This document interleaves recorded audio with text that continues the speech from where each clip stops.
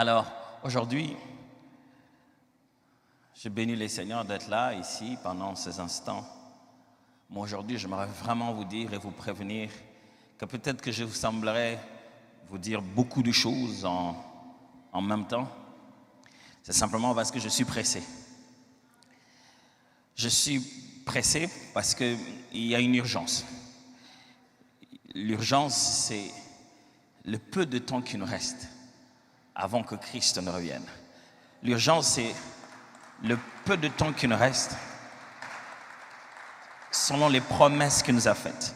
L'urgence, c'est que l'année n'est plus totale. Il nous reste quelques jours, moins 3. L'urgence, c'est qu'on a tellement demandé ça qu'il faudrait qu'on vive ça. C'est pour cette raison que ce matin, j'aimerais que ça soit clair et que ce thème reste dans la tête de chacun d'entre nous. Mettre sa vie en ordre.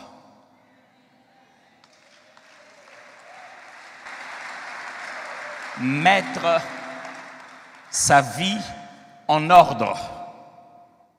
C'est urgent de mettre sa vie en ordre. Matthieu chapitre 19, versets 16 à 22. Et voici un homme s'approcha et dit à Jésus, « Maître, que dois-je faire de bon pour avoir la vie éternelle ?» Il répondit, « Pourquoi m'interroges-tu sur ce qui est bon? Un seul est bon. Si tu veux entrer dans la vie, observe les commandements. » Lesquels? Lui dit-il. Et Jésus répondit, « Tu ne tueras point, tu ne commettras point d'adultère, tu ne déroberas point, tu n'iras point de faux témoignages, honore ton père et ta mère, et tu aimeras ton prochain comme toi-même. » Le jeune homme lui dit, « J'ai observé toutes ces choses, que me manque-t-il encore ?» Jésus lui dit, « Si tu veux être parfait, va, vends ce que tu possèdes, donne-le aux pauvres, et tu auras un trésor dans le ciel. Puis viens et suis-moi. » Après avoir entendu ces paroles, le jeune homme s'en alla tout triste, car il avait des grands biens. Vous imaginez quelqu'un qui ressent en lui un besoin de perfection, d'amélioration. Il veut remplir les conditions divines pour atteindre une autre dimension de sa façon de plaire à Dieu. Et lorsqu'on lui dit, voici ce qu'il te faut pour mettre ta vie en ordre et pour devenir parfait, la condition qu'on lui donne est si simple, mais il y est tellement attaché à cause de ses richesses qu'il rate. Lui qui a fait toute sa vie à ne pas dérober, à ne pas prendre la femme d'autrui, à ne pas raconter de mauvais témoignages, pendant tout ce temps, il amassait de l'argent. Et c'est la seule chose qu'on lui a demandé, non pas à donner à Jésus, mais à donner aux pauvres. Et il n'a pas pu. Luc chapitre 7, versets 36 à 49. Luc chapitre 7, versets 36 à 49. Un pharisien pria Jésus de manger avec lui. Jésus entra dans la maison du pharisien et s'est mis à table. Et voici une femme pécheresse. J'aimerais que vous reteniez que cette femme avait déjà une réputation telle qu'on n'avait même plus à cacher qui elle était. Et vous savez, les Juifs avaient toujours un langage de pudeur, pour ne pas dire une prostituée, mais d'une femme pécheresse qui s'est trouvée dans la ville. Et ensuite qu'il était à table dans la maison du pharisien, apporta un vase d'albâtre plein de parfums. Et s'étant derrière aux pieds de Jésus, elle pleurait. Et bientôt, il lui mouilla les pieds de ses larmes, puis les essuya avec ses cheveux, les baisa et le oignit de parfum. Le pharisien qui l'avait invité, voyant cela, dit en lui-même, si cet homme était prophète, il connaîtrait il connaîtrait qui et de quelle espèce est la femme qui le touche. Il connaîtrait que c'est une pécheresse. Jésus prit la parole et lui dit, Simon, j'ai quelque chose à te dire. Maître, parle, répondit-il. Un créancier avait 2 débiteurs. L'un devait 500 deniers et l'autre 50. Comme il n'avait pas de quoi payer, il leur remit à tous 2 leurs dettes. Lesquels l'aimeraient le plus? Simon répondit, celui, je pense, auquel il a le plus remis. Jésus lui dit, tu as bien jugé. Puis se tourna vers la femme et dit à Simon, vois-tu, cette femme, je suis entré dans ta maison et tu ne m'as point donné d'eau pour laver mes pieds, mais elle les a mouillés de ses larmes et les a essuyés avec ses cheveux. Tu ne m'as point donné de baiser, mais elle, depuis que je suis entré, elle n'a point cessé de baiser les pieds. Tu n'as point versé d'huile sur ma tête, mais elle a versé du parfum sur mes pieds. C'est pourquoi je te l'ai dit, ses nombreux péchés ont été pardonnés, car elle a beaucoup aimé. Mais celui à qui on pardonne peu, aime peu. Et dit à la femme, tes péchés sont pardonnés. Ceux qui étaient à table avec lui se mirent à dire en eux-mêmes, qui est celui-ci qui pardonne même les péchés? Il est urgent ce matin, mes frères et sœurs, de mettre sa vie en ordre. Mais ça signifie quoi, mettre sa vie en ordre? Je viens de lire avec vous 2 textes de 2 personnes qui ont l'opportunité de mettre leur vie en ordre. Un était riche, il a juste senti une envie de grandeur. Et si j'ai passé à quelque chose de supérieur de ce que je fais déjà que je me sens bien, j'ai accompli toutes les lois, est-ce qu'on peut passer à plus que ce que je fais déjà de bon? Oh, je me reconnais si bon, comment je peux devenir davantage bon? C'est sa question à Jésus. Et Jésus lui dit, voici les bases, voici les principes, voici la norme. Il dit, bon, ça je fais déjà. Il dit, ok, si tu veux passer à la vitesse supérieure, voici ce que je te demande. Et si Dieu te demandait de passer à la vitesse supérieure en 2021, tu dirais quoi? Oui! Et si tu disais que ça te demande de mettre ta vie en ordre? Je veux passer à la vitesse supérieure, il dit, ok, sans problème.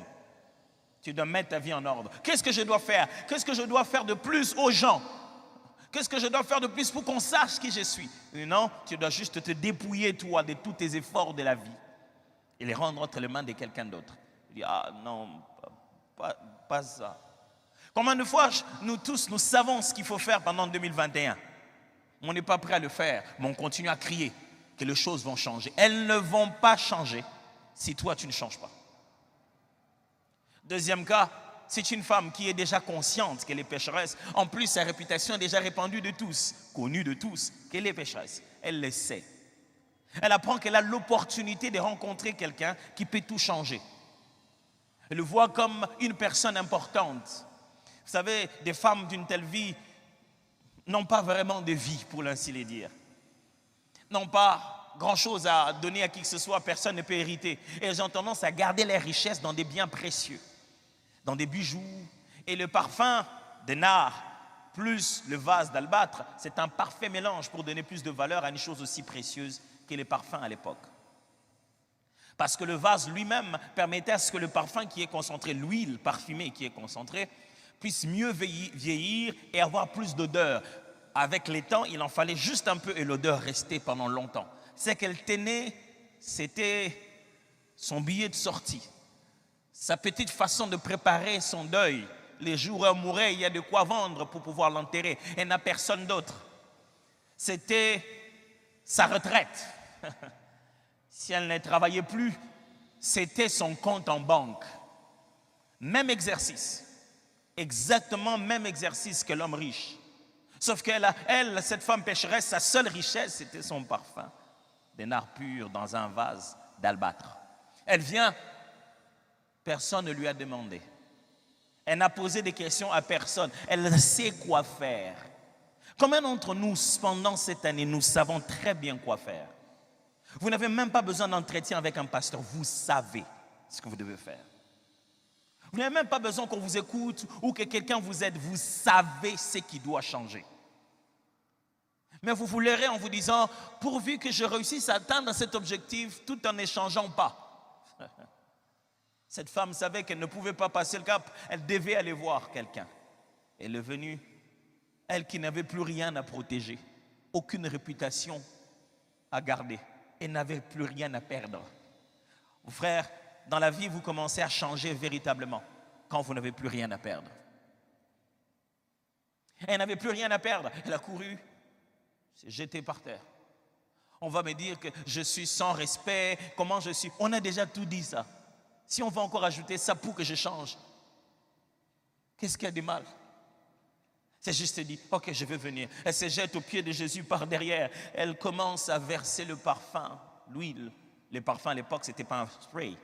Ce n'était pas de la vapeur, c'était de l'huile. Donc, à la fois, elle devait complètement, je vais dire presque, salir les pieds de Jésus. Et ce n'est pas avec un mouchoir. C'est avec ses larmes qu'elle va encore mieux mouiller. Et c'est avec ses cheveux, sa chevelure, qu'elle commence à l'essuyer. Comme tout autre être humain. J'ai l'impression que ce jour-là, ils étaient congolais. Ou qu'à leur époque, il y avait médias sociaux. Il y avait peut-être Facebook. Chacun passait sur son téléphone. En commençant par le hôte de la maison. S'il était vraiment prophète, il aurait su de quelle vie cette personne est. Alors, il aurait fait quoi? Il aurait dit, ne me touche pas. S'ils sont vraiment des pasteurs, mais ils auraient su quelle vie les sœurs de leur église mènent.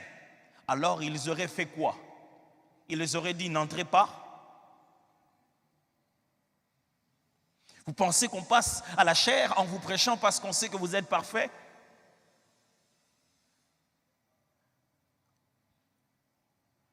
Jésus se tourne vers Simon, il dit, écoute Simon, il y a une histoire que je voudrais te raconter. 2 personnes avaient de dettes, il y en a une qui avait une plus grande dette que l'autre.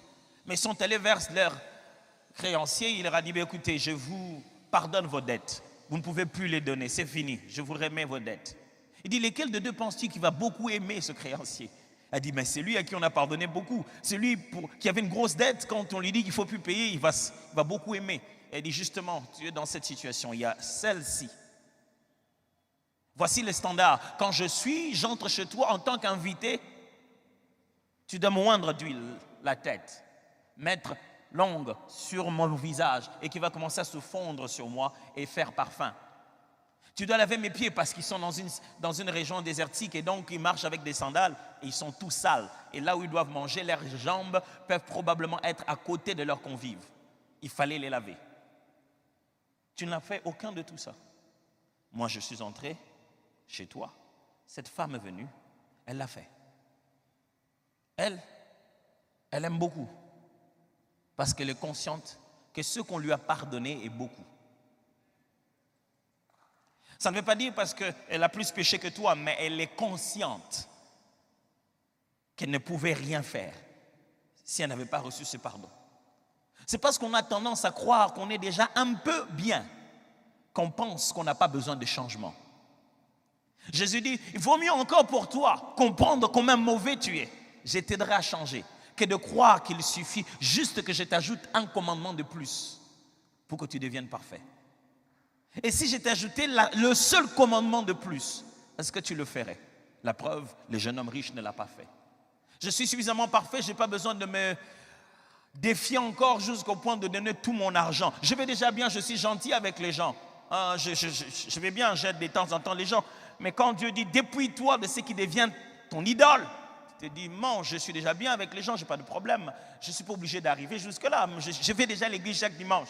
Est-ce qu'il faut vraiment que il faut que j'ajoute tout ça? Il faut vraiment que je mette à prier comme tout le monde. Au niveau où j'en suis, je suis déjà bien. Il y en a un qui croit que au niveau où il en est, il est déjà bien. Et si on pouvait lui ajouter quelque chose de facile pour qu'il devienne parfait, il allait le faire. Mais Jésus n'a pas de facilité. Il est clair. Il faut mettre sa vie en ordre. Il y en a une autre qui s'est dit, je suis déjà perdu.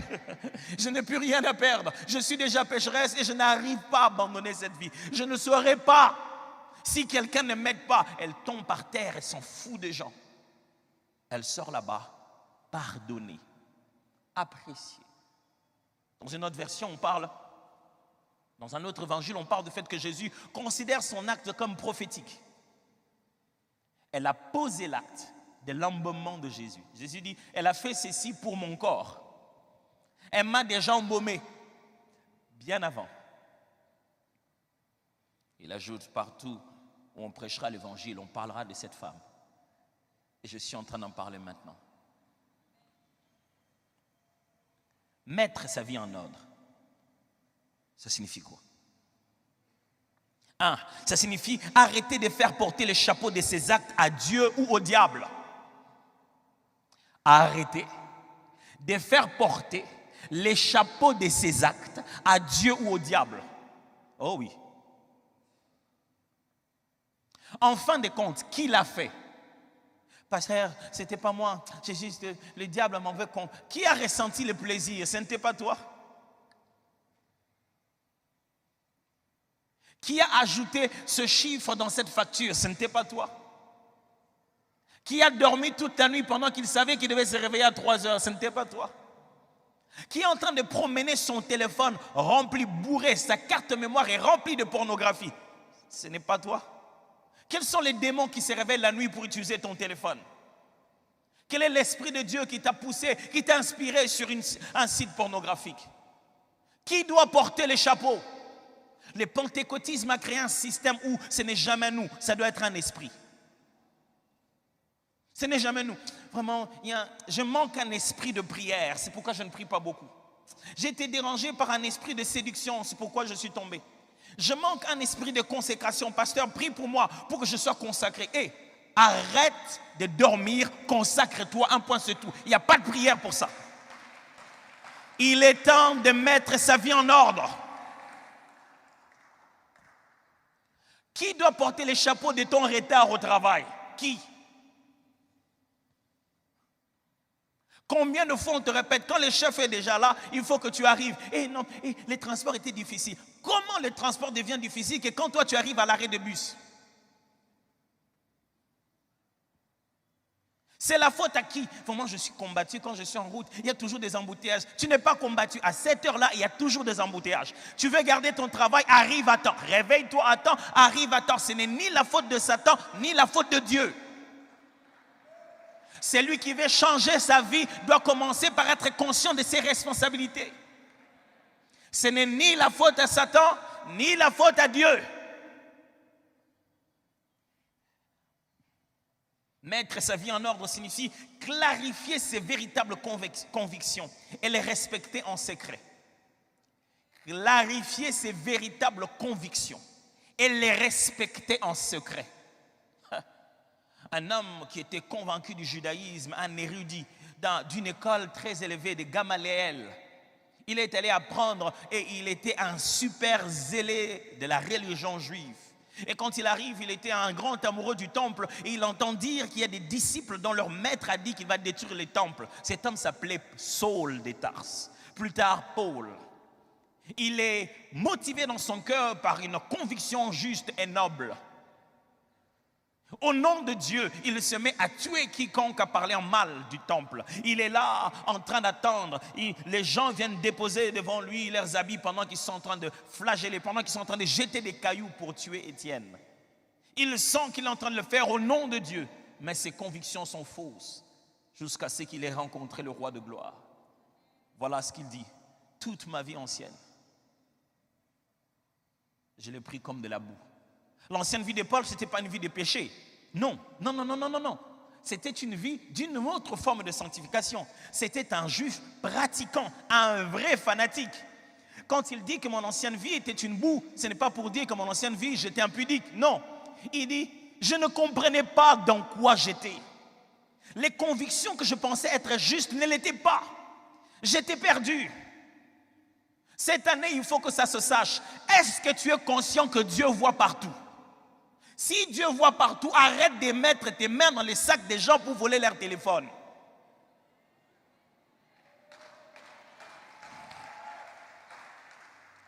Tu crois en quoi? Quelles sont tes vraies convictions? Les véritables convictions se pratiquent en secret. Un jour, je t'entends regarder un documentaire qui essayait de prouver comment la conscience d'une divinité supérieure ou bien d'un être invisible avait tendance à changer le comportement social des gens. On les a laissés dans une pièce.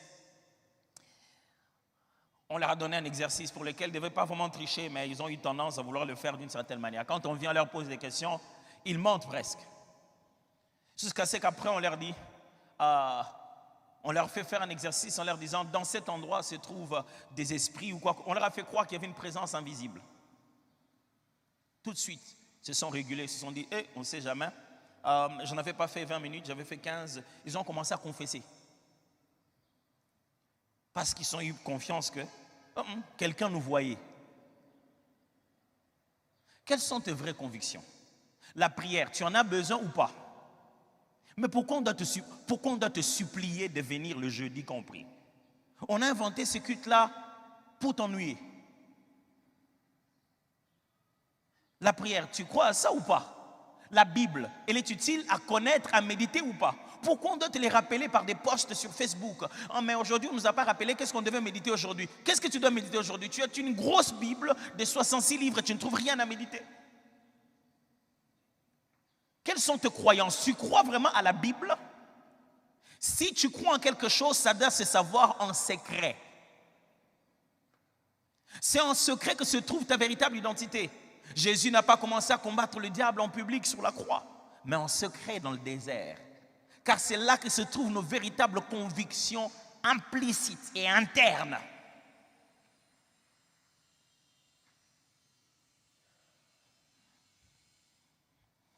Si tu crois que nous devons donner nos offrandes, pourquoi tu le fais comme ça? Pourquoi tu le fais avec désinvolture? Si tu penses que le fait de pouvoir prendre une partie de ce que nous avons, donner dans la maison de Dieu fait partie de notre devoir, si tu en es convaincu, pourquoi tu le fais comme une blague? Pourquoi tu l'oublies toujours? C'est la vidéo qui doit te le rappeler. Non, tu n'en es pas convaincu. Tu n'en es pas convaincu. Si tu veux voir quelqu'un qui n'en est pas convaincu, il dit oui, hein, oui. Après, il ne le fait pas. Jésus en parle. Il parle de 2 paraboles comme ça. Il parle d'une parabole de 2 enfants. Le premier, le père lui dit, va faire mon travail. Il dit, non, je ne peux pas le faire.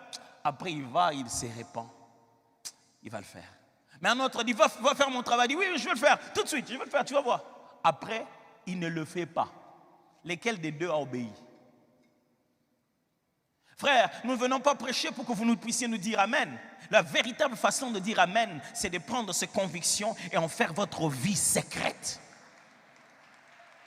Même quand personne n'est là, au nom d'aucun pasteur, au nom d'aucune église, au nom de Jésus qui vit dans vos cœurs. Que veut dire mettre sa vie en ordre? Ça signifie répandre le contrôle de sa vie et l'abandonner entre les mains du Seigneur. Il y a une petite transition. Reprendre le contrôle de sa vie et après l'abandonner entre les mains du Seigneur. On fait quoi? On reprend le contrôle de sa vie. Oh non, ça ne suffit pas. Récupère le contrôle quand tu l'as perdu. Récupère le contrôle, redeviens responsable. Mais la suite, donne cette vie à Jésus.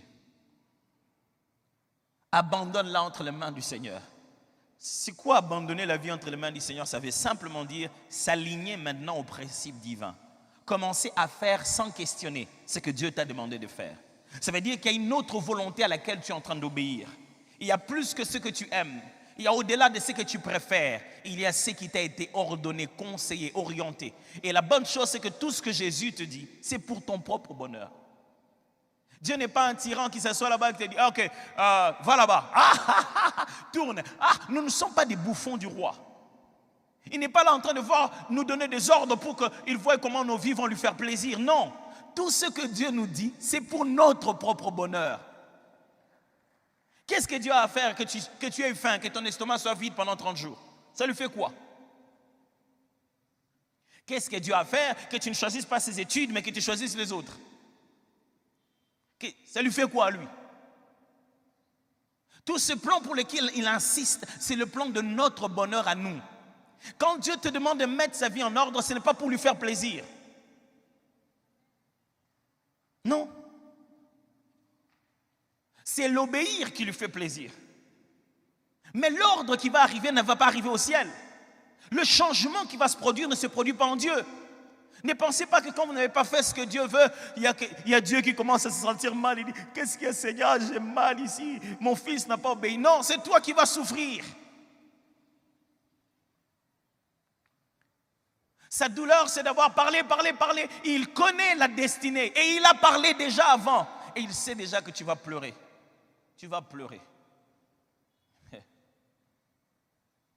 J'ai des petits-enfants chez moi et le tout dernier est un garçon. Il est juste une concentration d'énergie. Ce qu'on appelle le fils de ma jeunesse. Ces derniers temps, il a pris la manie aux alentours de 21h, 22h de m'appeler pour qu'on joue au football au salon. Notre Père qui est aux cieux. Il est rempli d'énergie. Des fois, je lui dis, saute pas là-bas, saute pas ici. Roland, ne cours pas comme ça. Qu'est-ce que ça a à voir? Je vais emprisonner Roland. Qu'est-ce que je veux? Qu'il ne court pas. Tout en lui bouillonne, il veut courir. Je veux du mal. Je veux simplement qu'il ne court pas. Comme ça, moi, je suis heureux qu'il ne court pas. Ou bien je sais qu'à cette vitesse, avec ces choses qu'il y a à la maison, il risque de se blesser. Avez-vous, quel est le sentiment que vous avez quand vous rencontrez quelqu'un à qui vous aviez déjà prévenu, mais ça lui est arrivé quand même? Je ne sais pas pour vous, mais je l'ai même écrit dans les méditations de YouVersion. Dans la méditation que j'ai publiée sur YouVersion qui parle de entre pères, un père céleste, c'est qu'un père céleste, un père terrestre peut apprendre du père céleste. J'ai donné cette illustration. Parce qu'en fait, devant, je suis confus.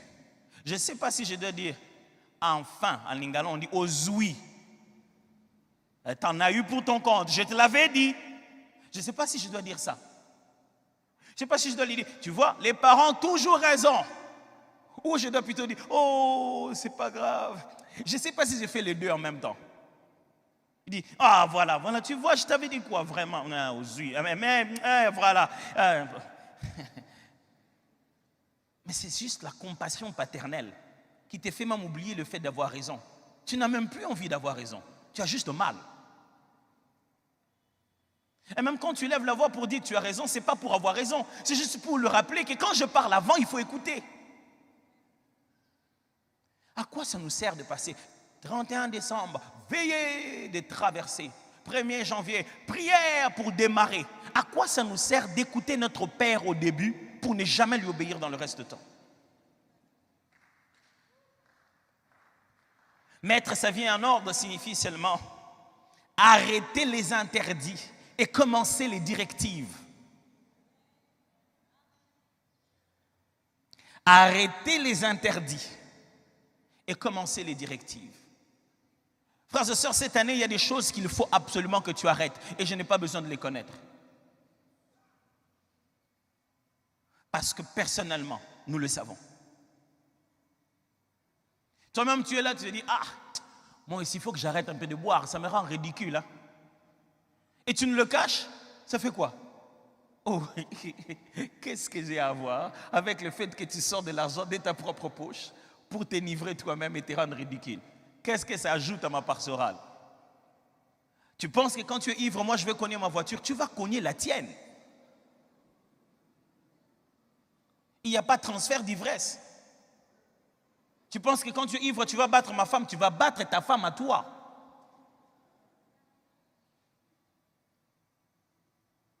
Tu penses que si tu es ivre, moi je ne saurais pas préparer ma prédication. Non, c'est toi qui vas rater de présenter ce que tu devais présenter au boulot. Parce que tu te réveilles avec une gueule de bois. Tu as des courbatures partout comme si tu avais le corona. Imagine-toi quelqu'un qui a passé toute sa nuit dans une boîte. Vous pensez qu'il a de l'air, même s'il ajoute le mot nuit à côté de la boîte. Il a préféré suffoquer dans une boîte chaque samedi et nous les cacher à l'église. Frère, alléluia, amen. Est-ce que chaque fois que tu fais ça, le matin quand tu viens, moi je deviens un peu plus gros? Ça change qui? Tu mens à qui?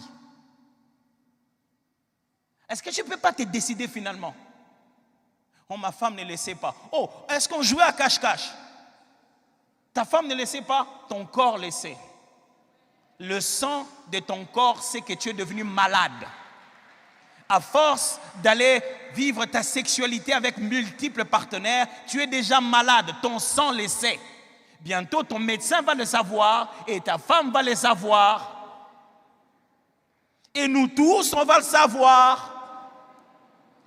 Voilà, on finira par savoir. Est-ce que c'est ça? Est-ce que nous jouons à cache-cache? Ce n'est pas ta propre vie que tu dois fixer pour toi-même. Est-ce qu'il est question de savoir? Aujourd'hui, sur les réseaux sociaux, on peut les monter de toutes pièces et les mettre sur ton dos. Le problème ici, c'est le témoignage intérieur et personnel, véridique de ce que toi-même tu sais. Il y a plein d'interdits que Dieu nous a même donnés l'année passée. Ce sont ces mêmes interdits qu'il répète aujourd'hui. Il dit, touche pas à ça.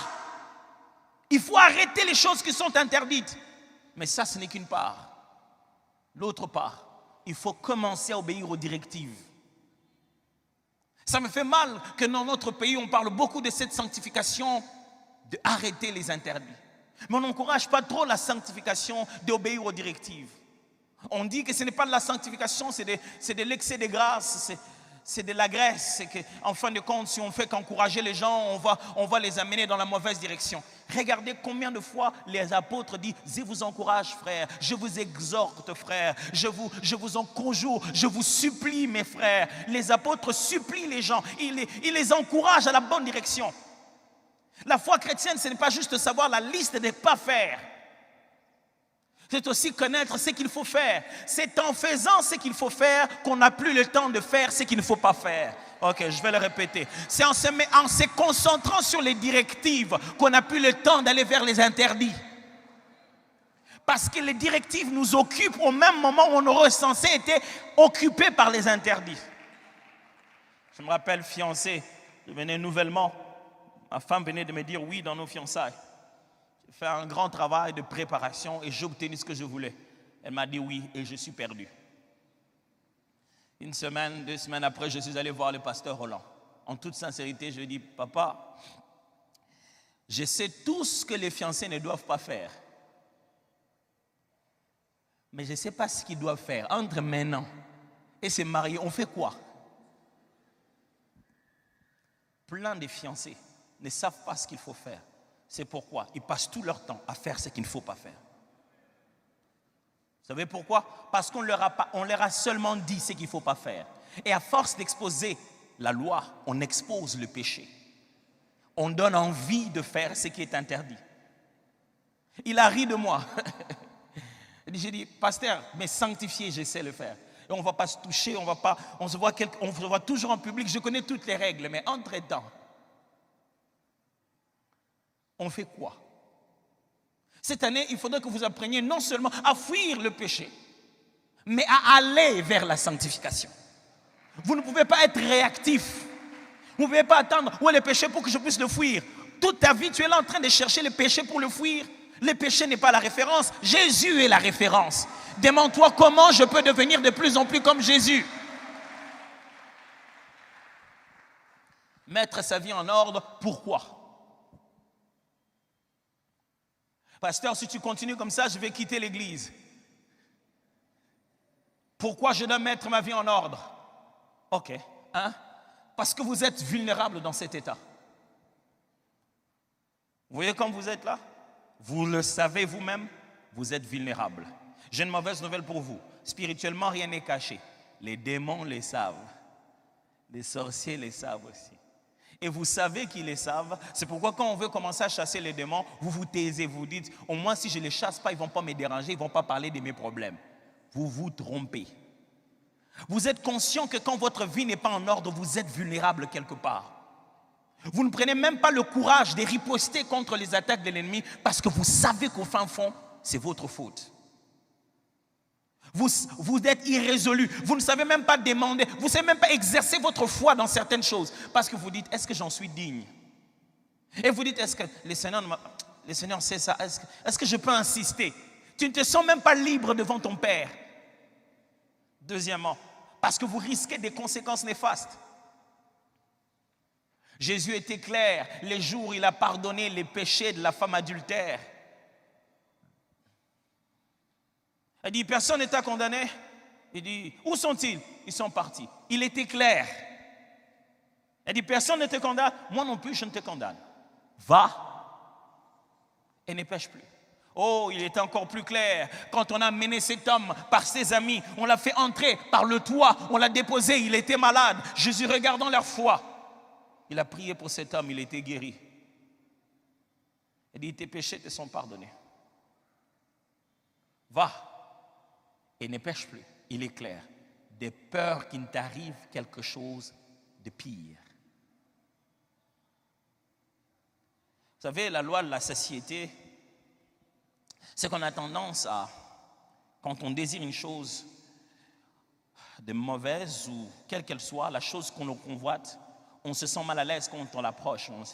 Le jour où on l'a touché, oh, tu te sens mal après. Pourquoi j'ai fait ça? Après-demain, tu touches, tu te sens moins mal. Après-demain, tu te sens plus mal. C'est la prochaine étape qui va te faire cette peur-là. Et tu vas commencer, oh non, non, non, j'ai juste regardé la pornographie. Oh, je ne devais pas au Seigneur. Demain, tu te dis, bon, je connais partout, je vais aller à la pornographie, c'est plus intéressant. Tu commences maintenant à convoiter la bonne. Et puis,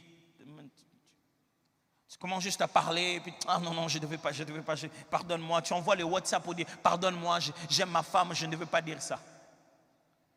Demain, tu peux pas un beau cadeau, maintenant tu changes de stratégie. Pourquoi? Tu as envie de toucher tout le temps l'interdit.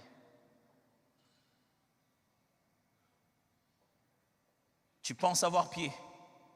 Il est possible qu'il ne te reste que quelques jours avant le scandale. Mets ta vie en ordre. Je l'aurais dit. Je l'aurais dit. Je l'aurais prophétisé. Mets ta vie en ordre. Vous devenez nuisible à la destinée des autres quand votre vie est en désordre. Ou avez-vous déjà vécu avec quelqu'un dont la vie est en désordre? Vous ne serez pas heureux d'un mari dont la vie est heureuse, d'un mari dont la vie est en désordre, heureux d'une femme dont la vie est en désordre, heureux d'un grand frère dont la vie est en désordre, d'un père dont la vie est en désordre. Tu ne peux pas partager la vie de quelqu'un qui est en désordre et toi en tirer bonheur. Il va boire comme il veut et c'est toi qui seras le sac à boxe. Il va venir cogner sur toi. Il va t'insulter sur des choses que tu n'as même pas fait. Pourquoi? Parce qu'il vit avec des amis en désordre. Quelqu'un est très tenté ce matin à tourner le regard pour regarder son voisin et dire, moi, tu entends ça? Vraiment, pasteur, parle vraiment qu'il change. Oh, je suis désolé, ce n'est pas à force de parler qu'il va changer. Il doit décider de changer. Et s'il ne décide pas, quelque chose de mal va arriver. Prophète de malheur, non, prédicateur de l'évangile. S'il ne le décide pas, quelque chose de mal va arriver. C'est parce qu'on ne veut pas ce mal qu'on est en train de parler. Pourquoi mettre sa vie en ordre? Parce que votre avenir en dépend. Vous savez, toutes ces bonnes prières qu'on a faites pour 2021, ça dépend de mettre sa vie en ordre. Parce que mettre sa vie en ordre, ça veut dire seulement abandonner le péché. Oh non, non, non, j'ai été clair. C'est arrêter l'interdit et commencer les directives. Tu sais qu'il faut prier et tu passes tout ton temps à regarder les matchs jusqu'à 2h du matin. Et puis demain, tu te mets à pleurer. Oh Seigneur, dans notre famille, nous sommes combattus. Pendant les heures du combat, toi, tu regardes le match. Tu dis, mais vraiment, cette église, on n'aide pas les gens. Vraiment, cette église, c'est pourquoi moi, je n'aime pas les grandes églises. Moi, j'ai des problèmes. On aurait pu m'envoyer les intercesseurs. À faire quoi? Toi, tu iras dans la maison de ces intercesseurs pour prier pour eux.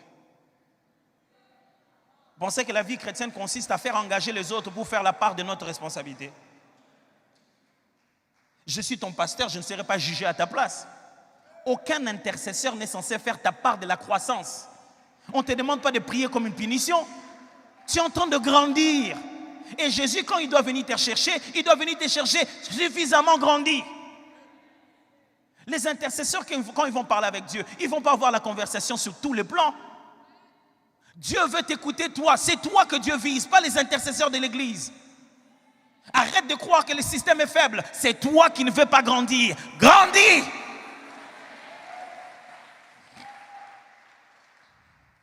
Mets ta vie en ordre. Je vais prier après.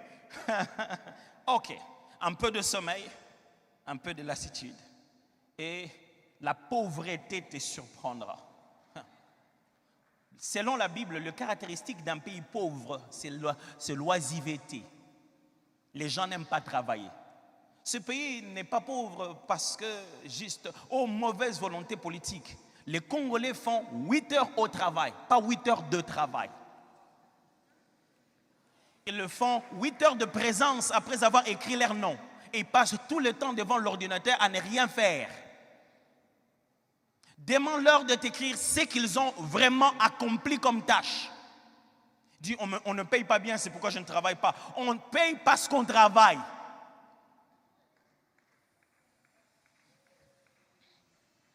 Qu'est-ce qui vous empêche de mettre votre vie en ordre?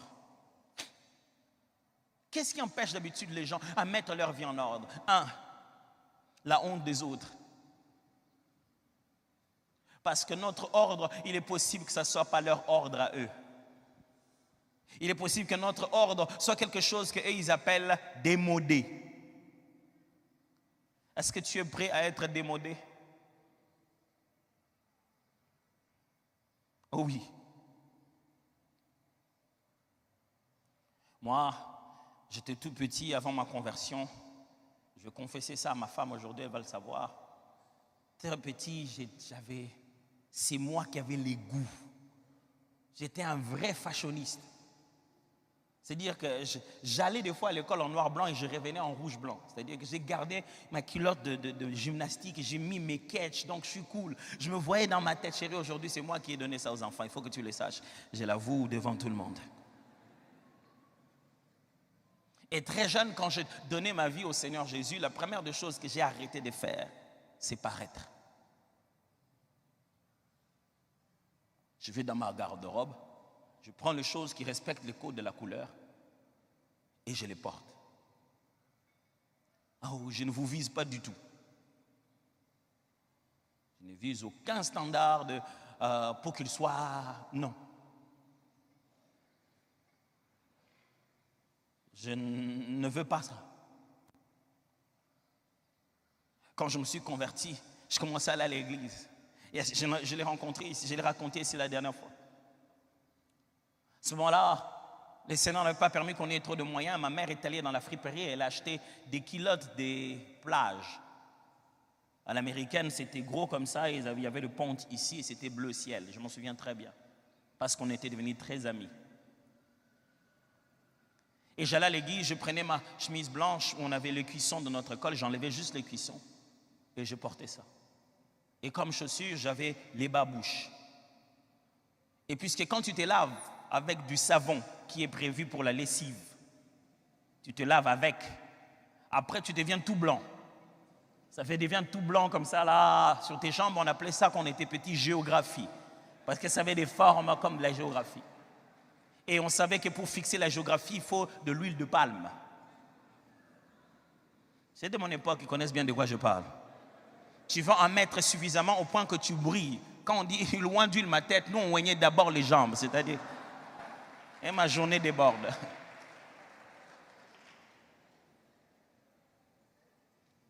J'étais devant, avec mes babouches, oui, comme ça.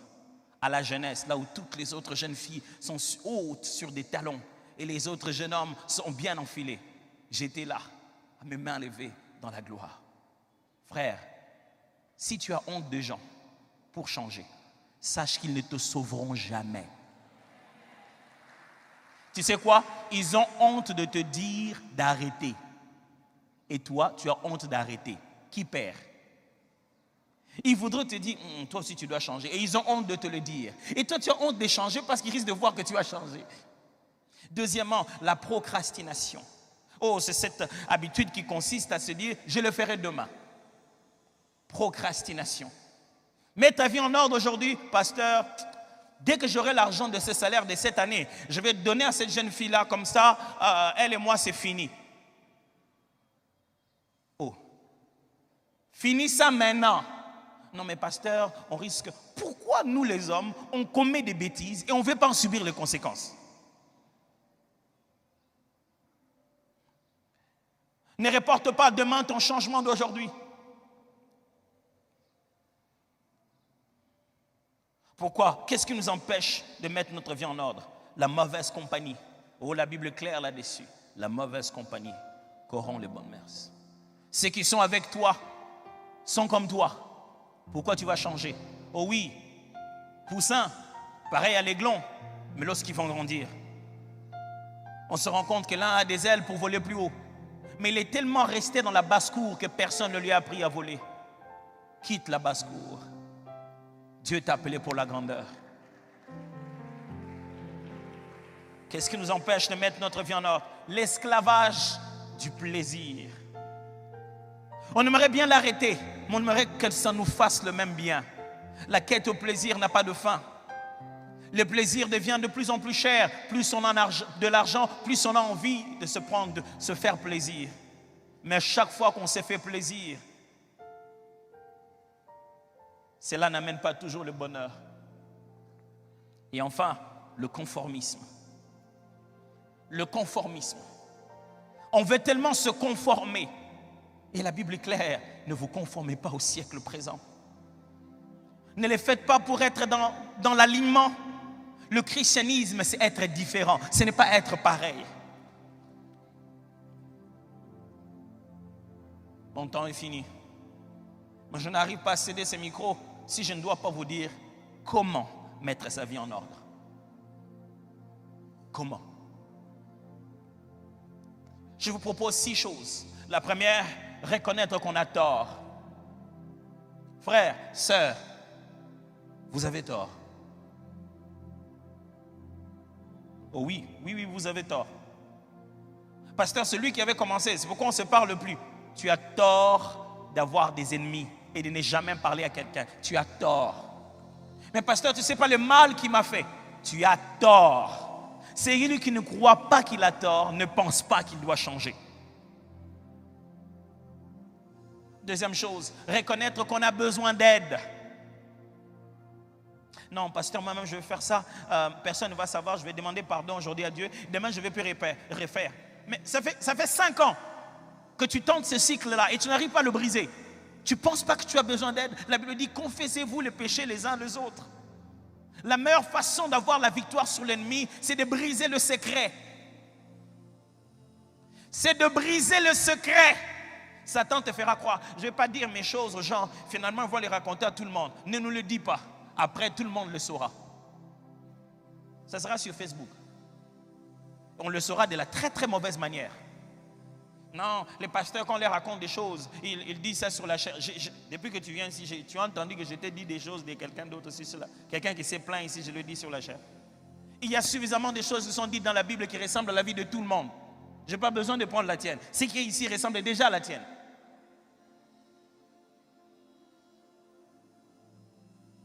Est-ce que tu peux reconnaître que tu as besoin d'aide? Ne va pas dire à ta femme, non, dans notre foyer, pour plusieurs fois dans ma vie, j'ai pleuré de voir des couples venir en retard. Ils ont déjà tout bousillé déjà.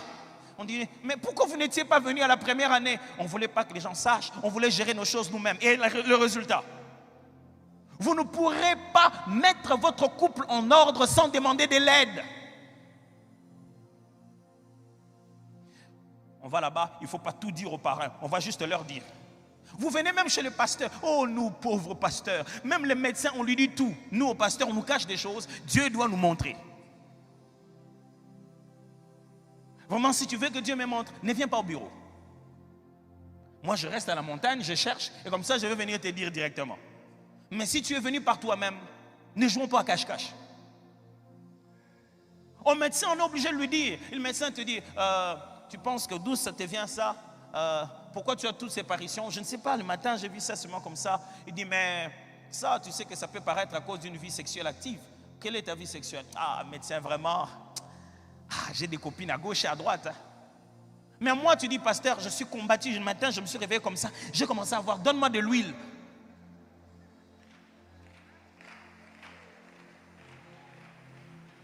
Comme ça, tu te dis, si tu me caches ça, ça va quand même faire l'effet qu'il faut.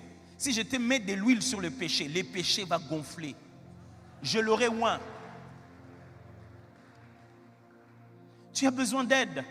Un homme fort se reconnaître qu'il a besoin d'aide. John C. Maxwell, un des auteurs chrétiens connus en leadership, dit, le premier signe du leadership, c'est la vulnérabilité. Être capable de dire, ça je n'arrive pas à faire. Il faut que quelqu'un d'autre m'aide à le faire. Tu n'es pas un homme parce que tu ne dis rien à personne. Mais parce que tu t'arrêtes et tu te dis, aidez-moi dans ça. 3. Reconnaître sa responsabilité. Pourquoi tu veux que ça change dans ton couple et personne n'a raison, personne n'a tort? Tu n'es responsable de rien. Pasteur, dis-lui, ça ne marche pas dans cette maison, dis-lui. Il vient tout le temps en retard. Il s'est seulement réveillé un bon matin, il s'est dit, à partir d'aujourd'hui, je viens tout le temps en retard pour que ma femme en parle au pasteur. Même les victimes sont responsables d'une certaine manière. Quelle est ta part de responsabilité? Non, pasteur, ce n'est pas moi, c'est Satan. Oh non, non, non, non. 4. Changer ce qui est à notre portée. Quand je vous demande de changer, je ne vous demande pas de changer le monde entier. Je ne vous demande pas de vous réveiller un matin, tadadada, tout a disparu. Vous n'allez pas faire disparaître les sites pornographiques. Commencez par faire disparaître les vidéos qu'il y a dans votre téléphone. Commencez par changer ce qui est à votre portée. N'essayez pas de changer 20 jours avant. Mais je veux juste me relever. Bon, je veux faire ça la dernière fois et à partir d'aujourd'hui. Et si c'était aujourd'hui le jour, il ne faut jamais le faire. Commencez à changer d'abord ce qui est à votre portée. Non, la vie de prière, le pasteur a parlé vraiment cette année, il faut que je commence à prier. Je vais faire 30 jours. Ne fais pas 30 jours. Commence d'abord par prier le matin avant de partir. Te précipite ça. Te précipite pas. Commence par ce qui est à ta portée d'abord. C'est tout ce que Dieu te demande. Il ne te demande pas d'aller bouleverser le monde. Il te demande de prendre l'argent que tu as, de donner aux pauvres. Jésus dit, tu veux devenir parfait, commence avec ce que tu as. Commence par changer ce que tu tiens dans ta main. Commence avec ton téléphone. Commence par changer de numéro, tu ne mourras pas. Oh non, il y avait tous mes numéros ici et tous mes numéros ici. Mais quand il m'appelle ici, est-ce que tu ne peux pas changer de numéro une fois dans ta vie?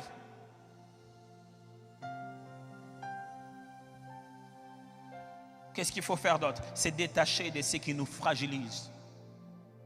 Tu ne peux pas vouloir changer en restant dans un mauvais endroit. Tu ne peux pas vouloir changer en ayant toujours les mauvaises personnes avec toi.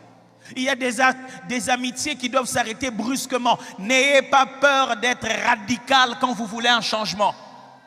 Chaque fois que vous voulez fournir un effort d'équilibre, au moment où vous voulez changer, vous allez retomber dans votre bêtise. Mais je ne peux pas quand même lui dire non, comme ça, brutalement. Il faut quand même que je prépare ça. Depuis que tu prépares ça, tu as dit?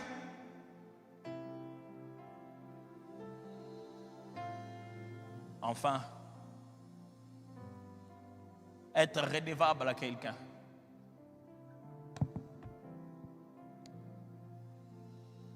Vous voulez devenir bon et changer dans la vie? Ne cherchez pas Dieu seulement au ciel. Cherchez un frère. Oh, pas un pasteur nécessairement, mais un enfant de Dieu, un frère à qui vous avez confiance, une sœur en qui vous avez confiance. Devenez redevable. Cherchez un conseiller ici, un pasteur, un responsable dans le département. Dites-lui d'où vous venez. Dites-lui ce que vous étiez et qu'est-ce que vous voulez devenir. Et donnez-lui le droit de vous rappeler cela. De te dire comment ça va. Est-ce que tu as vaincu? Pas le droit de venir te condamner, le droit de venir t'aider. Si tu n'es pas redevable, si personne ne peut te poser des questions intimes dans ta vie, tu seras hypocrite.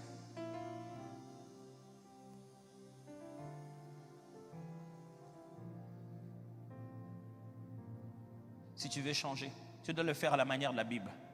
La Bible dit, vous devez être redevables les uns aux autres. Est-ce que j'ai été clair ce matin? Je ne sais pas. Est-ce que j'ai dit tout ce qu'il fallait dire? Est-ce que j'ai vraiment mis dans nos cœurs l'urgence de comprendre que cette année ne dépend pas des jours, mais dépend de nous?